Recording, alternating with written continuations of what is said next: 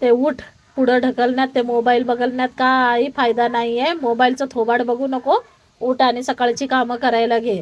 सगळे कामं पडले तर तुला सगळा पसारा पडलाय बघ घरामध्ये. सगळं हेडफोन तुला परत विकत घेऊन देणार नाही. ताट जसल्या तिथं तिथल्या तिथंच ठेवलंय. सगळं कामं तसेच आहे. बाप तर काय बोलायला रिकामा नाही. बस मी सांगते तर लय मिरची लागायला लागली. आता कपडे धुवायचे राहिलेत मोरीमध्ये. कशी कपडे धुती ग तू? हा, जरासं पण त्या याला जराशी मेहनत लावत नाही अंगाला. जराशी एवढी खातीस तर कुठं जाते ग तुझी मेहनत? हा, मोरीवरचं दोरीला ठेवती नुसतं. उंबळले असे कसे पण पाण्यात उंबळतील तसेच ठेवती. नुसत्या कपड्याचा वास येतो. साबण आहे घरात, पाणी आहे, सगळं आहे. नीट धुता येत नाही का? कामचोरीपणाची हद झाली. हाय का काय? हाय का काय लक्ष? हाय का काय लक्ष?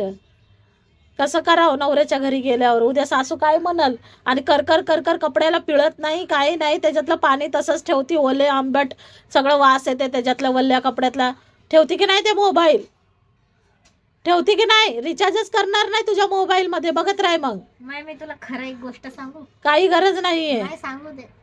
मी कोणत्याच गोष्टीला आता सिरियसली घेईन. सिरियसली तुला जेवण नाही दिलं ना, मग सिरियसली निघालचे. तुझ्या पोटामध्ये आहे ना 2 दिवस आहे ना, अन्न नाही गेलं ना, तर बरोबर कामं करायला घेशील. ते गिळाय भेटते ना, त्याच्यामुळे जरा जास्त मिजास आली आहे. उठ, खायचं आणि झोपायचं, खायचं आणि झोपायचं.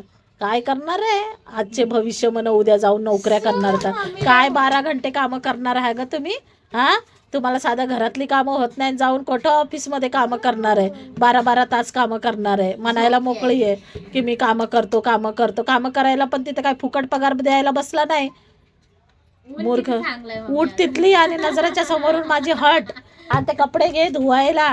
कपडे जर चांगली धुतली नाही ना, तर परत कपडे टाकतो परत.